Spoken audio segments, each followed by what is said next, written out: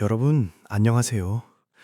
오늘 제가 여러분과 나누고 싶은 이야기는 우리 모두가 언젠가 맞이하게 될 그 시간, 바로 나이 들어가는 삶에 대한 것입니다.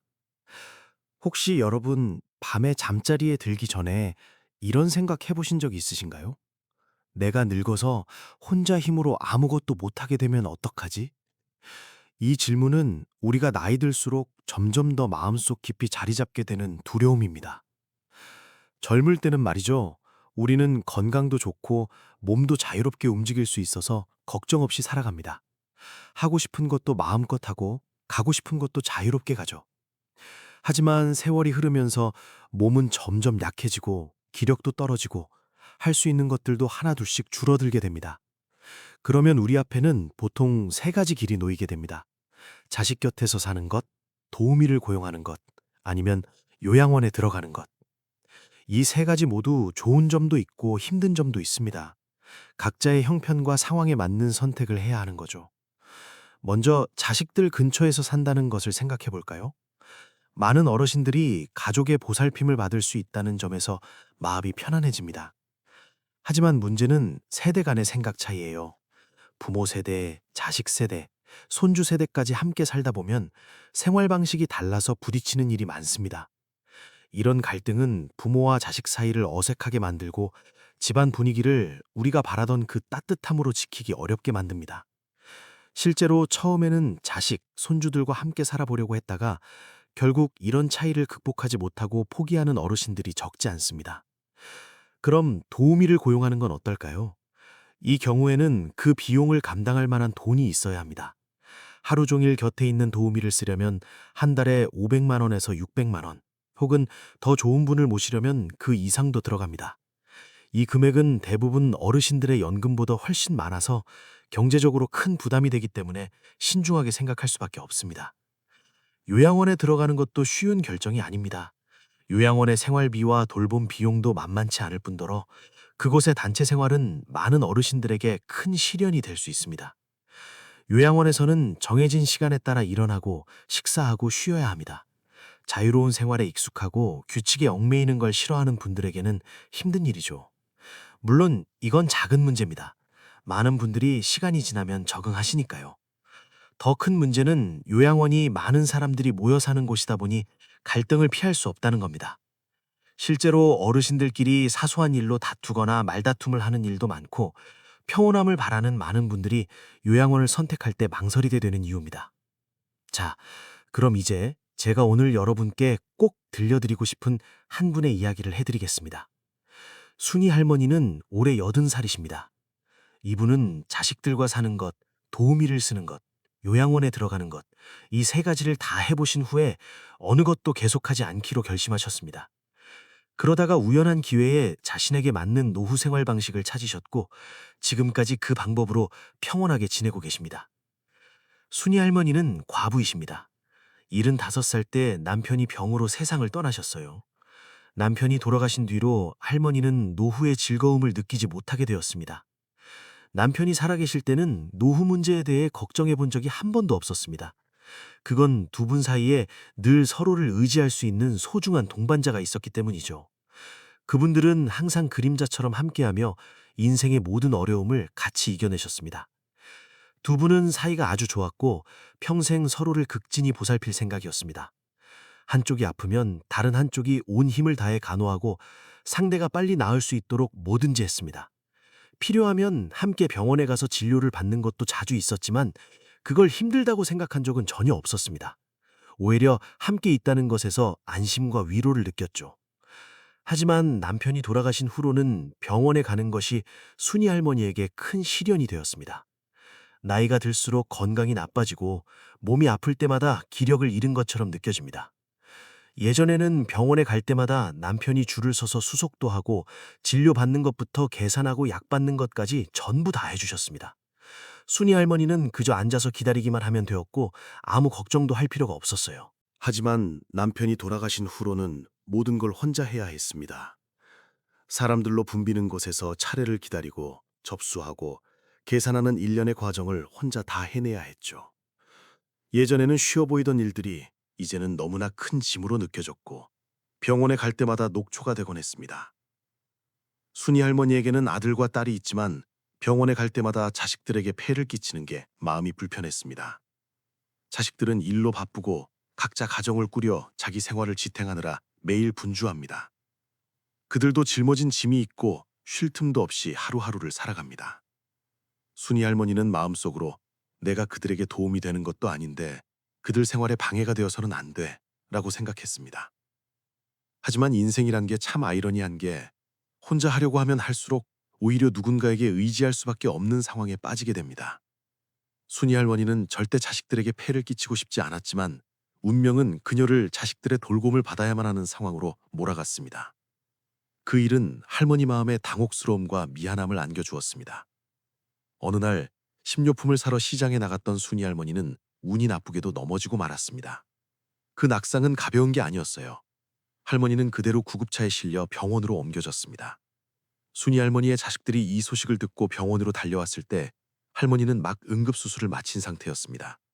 한쪽 다리에는 큰 쇠못이 박혀 있었고 의사는 완전히 회복하려면 최소한 6개월 동안은 집에서 요양해야 한다고 말했습니다. 이 소식에 순이 할머니는 앞으로의 긴 요양 생활에 대한 불안을 숨길 수 없었습니다. 순이 할머니의 자식들은 가족 모두가 잘 의논해서 책임을 나누면서 돌봄의 부담을 줄일 방법을 제안했습니다. 그들은 어머니가 6개월 동안 두 집을 번갈아가며 석 달씩 지내면 둘 다 할머니를 돌볼 시간과 여건을 가질 수 있지 않을까 생각했습니다. 순이 할머니에게 이 안은 자기 집에서 지내는 것처럼 편하지는 않고 불편하게 느껴졌지만 현재 상황에서는 이보다 더 나은 해결책이 떠오르지 않았습니다. 결국 할머니는 이 제안을 받아들이고 각 자녀의 집에서 석 달씩 지내는 생활을 시작했습니다.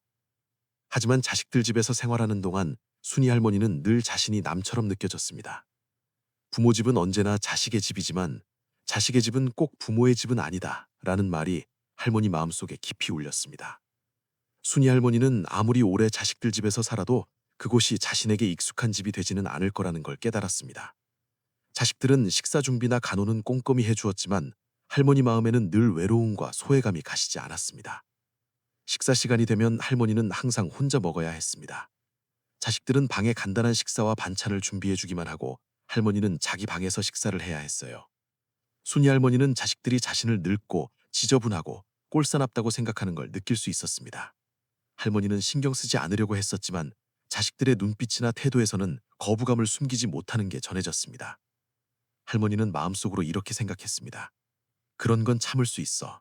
하지만 내가 정말 견딜 수 없는 건 나랑 이야기할 때 자식들이 보이는 불편한 태도야. 나도 알아. 내 생각은 느리고 시대를 따라가기 어렵고 말도 돌아서 요점을 바로 말하지 못한다는 걸. 그게 자식들을 짜증나게 하고 참지 못하게 만드는 거겠지. 하지만 내가 도저히 이해할 수 없는 건 자식들이 어렸을 때 아직 세상 물정을 모르고 서툴렀을 때 나는 인내심을 갖고 가르치고 돌보는데 짜증을 느낀 적이 없었어. 그런데 지금 내가 늙어서 자식들에게 조금의 위로를 바라는 순간 나는 냉대와 거리감을 맛봐야 하는 걸까? 순이 할머니는 이런 현실을 받아들이면서도 마음속으로는 깊은 슬픔과 외로움에 화였었습니다. 할머니는 자신이 자식들에게 짐이 되고 있다고 느꼈고 조금이라도 폐를 끼치지 않으려고 노력했지만 상황은 점점 더 할머니 마음을 짓누르는 것이 되고 있었습니다. 그런 생각들이 날마다 순이 할머니 마음을 짓눌렀지만 할머니는 자식들을 불편하게 만들까봐 그걸 겉으로 드러내지 않았습니다. 하지만 마음 깊은 곳에서는 자식들과의 거리감이나 그들이 자신에게 불편함을 보이는 것을 알아차리고 가슴 아파했습니다. 나는 다리 치료를 위해 자식들 집을 반년 동안 번갈아가며 방문했고 그동안 내내 참고 견뎠어요. 몸이 조금 나아졌을 때 바로 제 집으로 돌아왔죠. 그리고 내 집이 아무리 가난해도 제일 좋은 곳이라는 말을 마음 깊이 실감했습니다. 내 집에서 느끼는 자유로움과 편안함은 자식들에게 의지해 살 때보다 몇 배나 마음이 편했어요. 하지만 다리를 다친 이후로 다리에 후유증이 남아서 특히 멀리 나가는 게 너무 힘들고 아팠습니다. 혼자 사는데 가장 어려운 건 식세나 장 보는 것 같은 일상생활의 필요를 채우는 일이었어요. 혼자 장을 보러 가려고 할 때마다 통증을 참아야 했고 식은땀이 날 정도였습니다. 어쩔 수 없이 나는 집에 같이 사는 도우미를 고용해서 매일 식사와 생활을 돌봐달라고 했습니다. 매달 나는 도우미에게 260만 원을 지불해야 했어요. 이 금액은 내 적은 연금을 훨씬 넘는 것이었고, 자식들이 각각 매달 20만 원씩 보태주지 않았다면 도우미를 쓰는 비용을 감당할 수 없었을 겁니다. 경제적으로 빠듯한 상황 때문에 내 생활은 아주 검소했고 기본적인 것만 채우며 살았습니다. 경제적으로 여유 있는 집에서는 도우미가 더 나은 대우를 받고 충분한 식사를 얻을 수 있겠죠. 하지만 우리 집에서는 아무리 애를 써도 그런 조건을 제공할 수 없었어요. 그래서 고용한 도우미들은 며칠 일하다가 생활의 불편함이라 제약을 견디지 못하고 그만뒀습니다. 그 후 나는 시간제 재가 돌봄 서비스로 바꿨어요. 그 서비스는 하루에 4시간, 일주일에 닷새 돌봄을 제공해줬고 한 달 비용은 약 180만 원이었습니다. 하지만 그것도 내 적은 연금에는 너무 큰 부담이었어요. 결국 나는 아들에게 부탁해서 정기적으로 돌봄을 받을 수 있는 평범한 요양원에 들어가게 되었습니다. 그 요양원은 특별한 시설이나 조건이 있는 건 아니었지만 비용이 적당해서 내 연금으로 낼 수 있었기 때문에 자식들에게 추가 부담을 주지 않고 지낼 수 있었어요. 내가 요양원에 들어간 후로 자식들은 내 돌봄 비용을 부담할 필요가 없어져서 안도하는 모습이었습니다. 그들의 생활도 경제적인 걱정에서 벗어나 전보다 여유가 생긴 것 같았어요. 나는 자식들에게 말했습니다.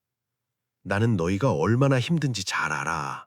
그러니까 더 이상 너희에게 부담을 주지 않으려고 나는 이 요양원에서 평생을 보내기로 했단다. 하지만 자유를 좋아하는 내 성격에 요양원의 단체 생활이나 엄격한 규칙, 시간표에 맞춰 사는 건 너무 힘들었습니다.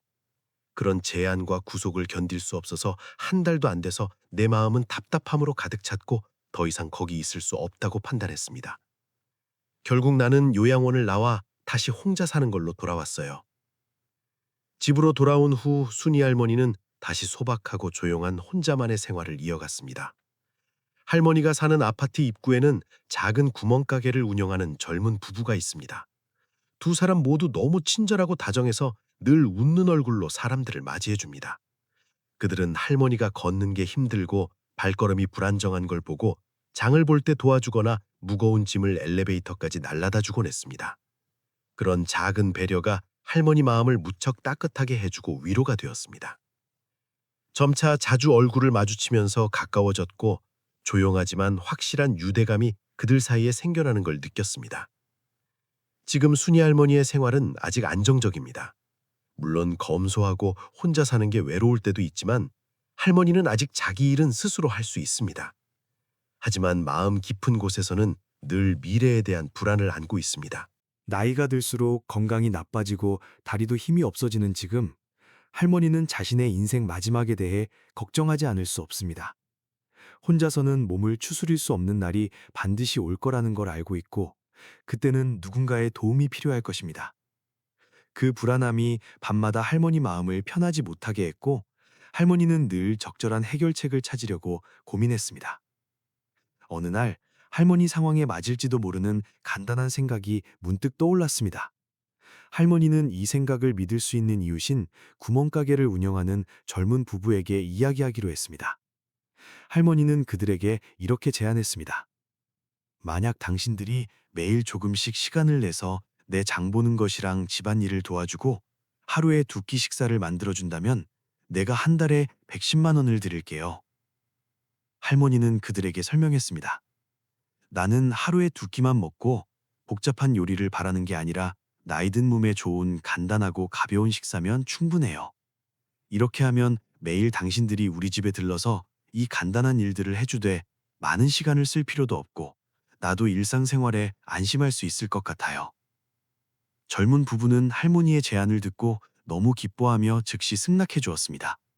그들은 할머니에게서 매달 110만 원의 도움을 받고 하루에 약 3시간 정도를 할애해서 할머니 집에 와서 간단한 2끼 식사를 만들고 집안을 정리정돈해 주고 있습니다. 할머니가 혼자 살기 때문에 집이 그리 어지럽지도 않고 할 일도 거의 없습니다.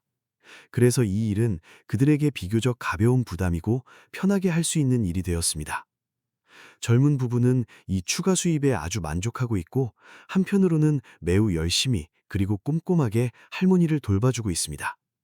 그들은 항상 친절하고 따뜻한 태도로 할머니를 대하고 마치 가족의 한 사람인 것처럼 신경 써줍니다. 그 덕분에 할머니는 마음으로부터 안심과 따뜻함을 느끼고 있습니다. 이 젊은 부부는 지난 1년 동안 헌신적으로 할머니를 도와 돌봐주었습니다. 그동안 그들은 너무 조화롭게 지냈고 마치 진짜 가족처럼 함께 살아왔습니다. 80살이라는 나이에도 이렇게 간단하고 편안하고 즐거운 노후 생활 방식을 찾을 수 있을 거라고는 생각도 못했습니다. 많은 돈을 들여 도우미를 고용하거나 요양원에 들어갈 필요도 없고 자식들에게 매일 폐를 끼칠 일도 없습니다. 나는 내 노후 생활을 스스로 관리하면서도 충분한 배려를 받을 수 있습니다. 매달 110만 원만으로 이렇게까지 헌신적인 돌봄을 받을 수 있다는 게 너무 만족스럽고 마음의 평안을 느낍니다. 어느 날 가까운 대화 중에 순이 할머니는 젊은 부부에게 이렇게 말했습니다. 만약 당신들이 내 마지막까지 돌봐준다면 나는 당신들에게 고마움의 표시로 1억 원을 드리고 싶어요. 그들에게 이 금액은 정말 큰 선물이고 그들의 앞으로의 삶에 크게 도움이 될 것입니다. 부부는 할머니 말을 듣고 감동해서 말했습니다. 할머니는 정말 마음씨가 고우시고 배려심이 깊으세요. 우리는 언제나 마음을 다해 할머니를 계속 돌보겠습니다. 할머니는 그들의 말 속에 있는 진실함과 진심을 느끼고 노후의 마지막 시기에 평안함을 얻을 수 있는 곳을 드디어 찾았다고 느꼈습니다. 여러분, 사실 노후를 보내는 방법은 하나의 정해진 틀이나 정해진 형태를 따를 필요가 없습니다. 가장 중요한 건 자기 자신과 자기가 처한 상황에 맞는 방법을 찾는 것입니다. 그렇게 해야만 우리는 비로소 편안하고 안심할 수 있는 생활을 보낼 수 있습니다. 그것이야말로 마음으로부터 만족스러운 노후를 보내는 진짜 방법입니다. 자녀나 손주들과 함께 살면서 행복을 느끼는 사람도 있고, 자기가 익숙한 집에서 독립적이고 자유로운 생활을 좋아하는 사람도 있습니다. 또 요양원에 들어가는 것이나 도우미를 고용하는 걸 선택하는 사람도 있겠죠. 중요한 건 그 방법이 자기 경제 상황, 건강 상태, 그리고 마음가짐에 맞는지 아닌지입니다. 지금의 노후 생활 방식에 만족하지 못한다면 낙담하거나 실망하지 마세요. 관점을 바꾸고 새로운 생각을 받아들일 마음을 열어보세요. 정해진 방법에 그냥 따르는 게 아니라 다른 해결책을 찾아보고 시도해 볼 수도 있습니다. 비록 많은 돈이 없더라도 유연한 생각과 낙관적인 마음이 있다면 자신에게 맞는 편안하고 필요한 것들을 채우는 노후 생활 방식을 찾을 수 있습니다. 때로는 단순하고 절약하는 해결책이 오히려 오래가는 평안함과 행복을 가져다 줄 수도 있습니다. 중요한 건 자기가 가진 것을 인정하고 즐기는 것입니다. 그렇게 하면 우리는 자신뿐만 아니라 주변 사람들에게도 이익이 되는 결과를 얻을 수 있습니다. 마지막으로 모든 분들이 즐겁고 행복하고 평화로운 생활을 보내시길 진심으로 바랍니다. 이 이야기가 도움이 되고 생각할 거리를 준다고 생각하시면 1이라고 댓글 남겨주세요. 그렇지 않으면 0이라고 댓글 남겨주세요. 여러분의 의견은 저희에게 너무 소중합니다. 건강과 행복을 기원합니다. 이 이야기를 들어주시느라 귀한 시간을 내주셔서 감사합니다.